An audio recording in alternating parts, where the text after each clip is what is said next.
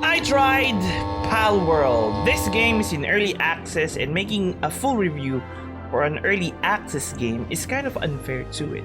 That's why I decided to add this to the I tried series rather than the I tried to review. Yep, my sense of naming things is just utter crap. So I have a set of rules for free-to-play games and now for early access games. I will play it for 5 hours and see if it's worth spending more than that. I did it for Honkai Star Rail, Punishing Grey Raven, and Genshin Impact, and now I have played Palworld for 100 hours and counting. So there's your answer. Ladies and gentlemen, Palworld is worth my time, and I hope that you give this game a go. Thank you for watching and listening. Hope to see you on the next one. Goodbye.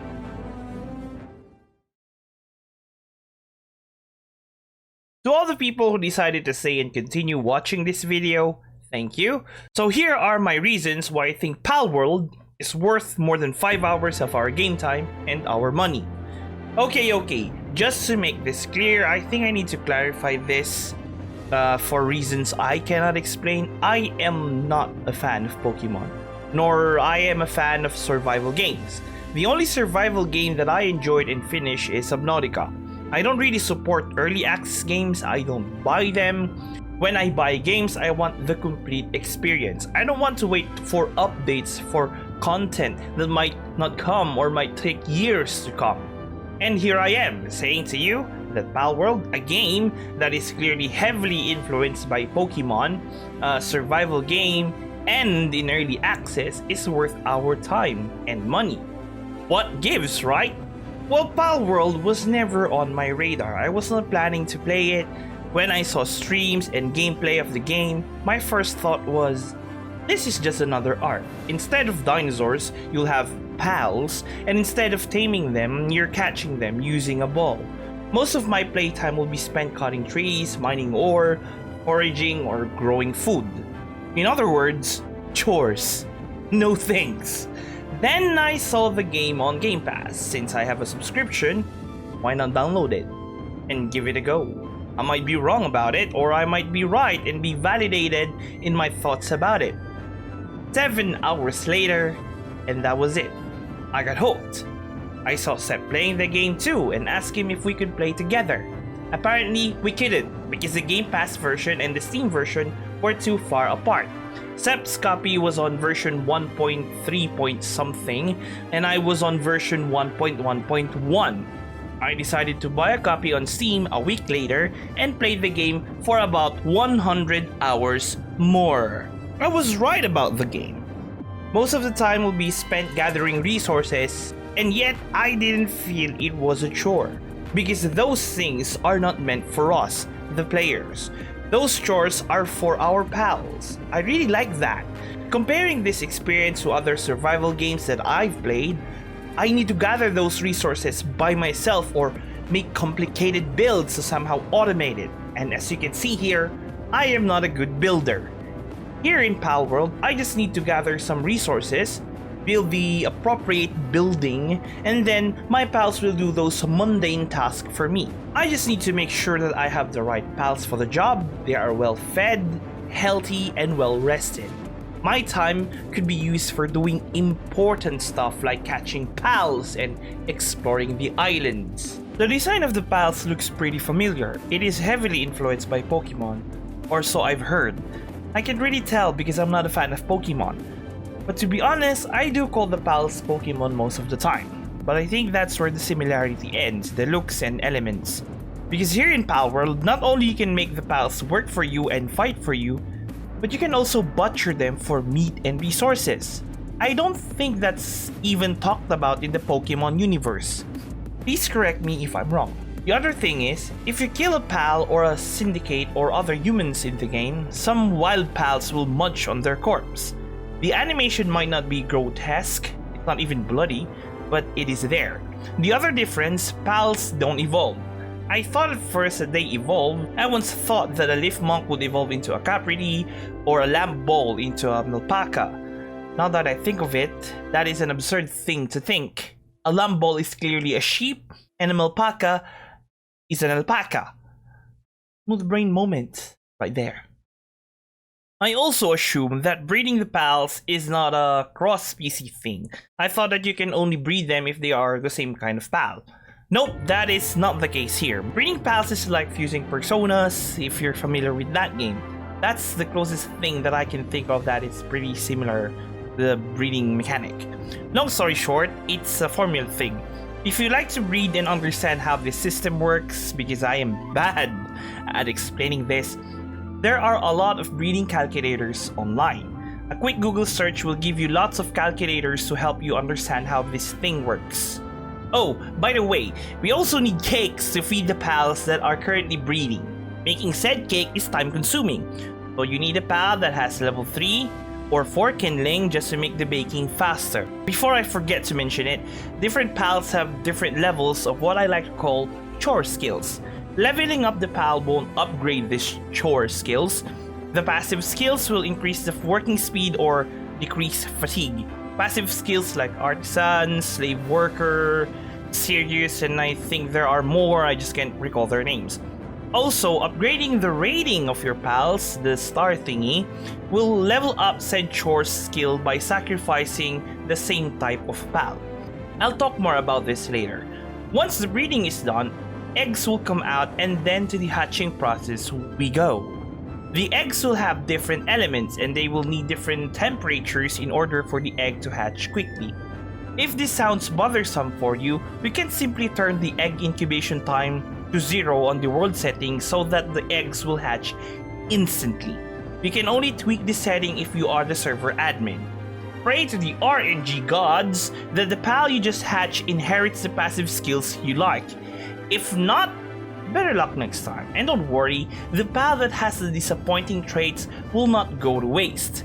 This is where sacrificing pals that I mentioned earlier comes into play. You can evaporate his or her very essence to make the protege pal more powerful. So even though they're a disappointment, their life can be sacrificed for your desired offspring. No, fuck. You can further empower said protege by giving it pal souls, an item you can acquire by opening chests scattered around the world and spending them at the Statue of Power, this statue that looks like Anubis. Now that you have a powerful pal, will they look badass? Stand out among other pals that haven't achieved this level of greatness? Well, no. There's no visual representation of the pal reaching its peak, other than the damage it will inflict and how tough they are.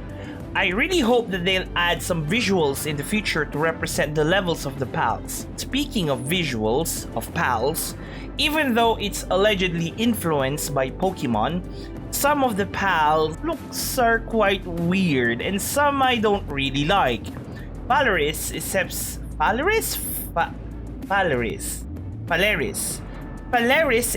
and my favorite flying mount. It's quick, the default pal skills it has are quite decent, and it has the Eye of Horus. However, looking at its body, it looks like a naked chicken. Suzaku, a really familiar name for people like me who watch Fushigi Yugi back in the day. It's a phoenix. It's the guardian of the south if I remember it correctly. I was excited when Sep told me he saw a Suzaku in the game.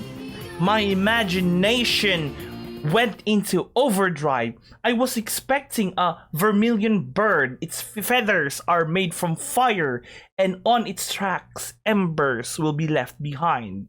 And what I get is this bird with scoliosis or something. On the flip side, I do like Kitsune's and Asagon's designs. They look good to me. Another expected feature of an open-world survival game is the ability to craft items and technologies that aid us in surviving the harsh environment the game has. Palworld is no exception in this regard. The items available for crafting in the early stages of the game are compelling enough to me. The tools and armor are useful, and I particularly appreciate the aesthetic design of the armor sets. They convey a sense of technological progression. The weapons follow a similar pattern, starting from basic bows and progressing to crossbow, muskets, handguns, and even rocket launchers. Additionally, Some of our pals can also wield weapons such as SMGs, miniguns, and missile launchers. As we progress, our base facilities also improve. We begin with basic structures like tables and eventually advance to more complex facilities like conveyor belts. However, the furniture in the game, while visually appealing, currently serves no interactive purpose aside from lighting in the beds. For example, you can sit on sofas. Nevertheless, this is a minor issue that I don't mind, and I expect they'll add interactive feature for furniture in future updates. Base building in Palworld is decent. You start by constructing a pal box, and then build within the designated area marked by a blue circle. Building outside this zone will cause structures to deteriorate and vanish. Also, if you're playing on a server with friends, be aware that they can inadvertently destroy your structures if it's not in the zone. One benefit of this building zone is that you don't need to carry resources with you for building or crafting. You just need to ensure that enough resources are stored in chests within the blue zone. Alright, let's talk about the islands we can explore. Naturally, there are green areas with trees and rivers, deserts, snowy regions, lava areas, all the biomes we typically expect in this type of games. But wait, there's more. The game also features 3 sanctuaries that can only be reached with a flying pal as your mount. These sanctuaries are home to some pals that can't be found anywhere else. However, be warned, exploring the sanctuaries will make you wanted by the law. Dungeons are also a significant feature in the game. At the end of each dungeon, you'll encounter a randomized alpha pal, a larger version of a regular pal, and chests containing loot such as schematics, pal essence, bread, and gold. I had a lot of fun exploring the map. It reminded me of Genshin Impact. I also appreciate the pillar-like structures in the game, which make map exploration easier. The map icons are not overwhelming. Dungeons, chests, and NPCs are not marked, but alphas are, which I think is fine given there's a lot of them. The world also features settlements with NPC inhabitants and buildings that look somewhat alien. Piquing my curiosity, scattered across the world are Leafmonk effigies that we need to collect to upgrade our catching efficiency. Catching efficiency. I'll talk more about this later. Additionally, we can encounter black marketeers on the islands, NPCs who buy or sell stolen pals. I'm not entirely sure what constitutes a stolen pal, and in my opinion, it's better to eliminate them rather than trade, as pal prices are similar when sold to a regular pal merchant. Moreover, if you manage to defeat a black marketeer, they drop a substantial amount of gold and golden key for opening chests. Best of all, killing them won't make you wanted by the law. So, happy hunting! Arguably, some players believe that in an open world survival game, a story isn't necessary. They're content to create their own narratives through gameplay and interactions with other players. However, in the case of Palworld, I think that will be a mistake. Unlike other survival games where the story feels like an afterthought, it seems that Palworld's story is being developed alongside its gameplay. I just realized that this statement can age like milk, but as of now, I think this is the case. I can see both environmental storytelling and narrative elements being developed in Palworld. Journals scattered around the world offer insights into the island's backstory. Additionally, there are buildings that appear out of place, hostile NPCs belonging to different factions, and other intriguing elements that suggest a deeper narrative. Of course, it's possible that I'm overthinking things and seeing story or lore where none exists, but I generally believe that Palworld's story is not an afterthought. The developers seems committed to providing us with a compelling narrative, not just gameplay updates. However, only time will tell if Palworld's story is truly engaging and well executed. Early access games are expected to be incomplete, and issues should be anticipated. After all, the game is still in development. However, I'll still complain about the issues I've encountered. Just a little bit, but complain I will. I've fallen off the map more times than I can count. Log into the game, oh look, I've spawned underground. Exploring a dungeon? Oh look, there's a hole in the floor. causing me to fall off the map. Pals getting stuck on top of buildings, inside them, or behind defensive walls, making them sick because they can't eat. I experienced this while playing with Seth. Pelagius got yeeted underground because I threw a ball while it was stunned by Sep's Jet Dragon's missile barrage, and because of that, I didn't catch it. I know this issue should be expected, but come on, they're frustrating. Let me vent. Another amusing thing is when I'm getting raided, especially when my base was located atop a mountain. In this area, the raiders would get stuck down there. They couldn't go up and actually attack my base. Exploits everywhere, from duplicating eggs to unlimited butchering to actually catching our bosses with their pals. Joining an official server was a bad experience for me. I only lasted 5 minutes or even less because my ping was quite bad, and there were players spamming messages like this. Joining Seb's dedicated server was better. We played a lot on it, but one day our pal boxes just blew up, losing our worker pals and bases in the process, leaving us scratching our heads as to why this happened. Sep and his friends speculated that a cheater managed to join our dedicated server and decided to be an ass by blowing up our PAL boxes. 3 days later, our server got rolled back, reverting Seb's level 49 character with an army of Frostallion Knock with legendary, ferocious, and musclehead, all those amazing passive skills and legendary equipment back to level 18. And my character, who had decent pals and equipment for a level 39 character, vanished into thin air. By the time, no one was willing to speculate anymore on what happened and shrugged it off, telling ourselves that shit happens. A rough experience, not gonna lie. Another issue I have, yes, I have another one, is with the Lift Monk effigies, which I mentioned earlier are used to upgrade our catching efficiency. I can feel the upgrade even though my catching efficiency is maxed out. I'm not saying that if I have a legendary ball and I throw it at a legendary pal with full health, I must catch it in one go.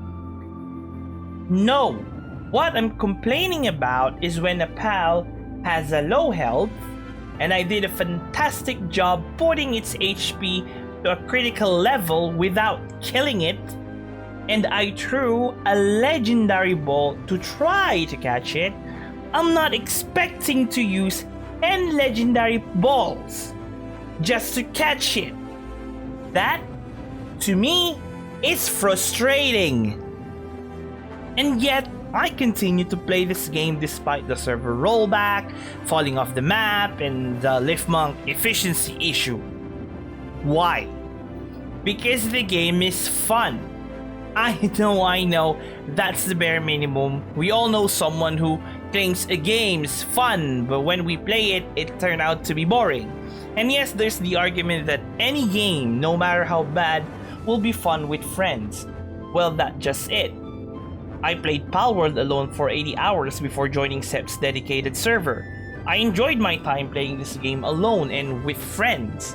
The mechanics of the game so far are enough to keep me glued to my screen. Playing this game for 7 hours straight was a breeze. I didn't even feel that amount of time passing by. The game might still be filled with chores and resource gathering that I don't particularly like in survival games, but my pals can do it for me. This game might be in early access and updates and content might take some time to arrive and be implemented in the game. But you know what? After all the things I've experienced and seen, if this is just the foundation of the game, if they add not only new pals and items but also a compelling story, better co-op activities, and better quality of life in the game, I am really looking forward to what they have left to show us. To the ladies and gentlemen who made this far in this video, I really think that Palworld has a lot more to offer. It's a game that is worth not only our time, but also our money. I hope that you give this game a go and support its developers. Thank you very much for watching and listening. Hope to see you in the next one. Goodbye. Cut the stream, Sep. I'm not kidding. This is really interesting. Meron nag-iiyutan. I can say that.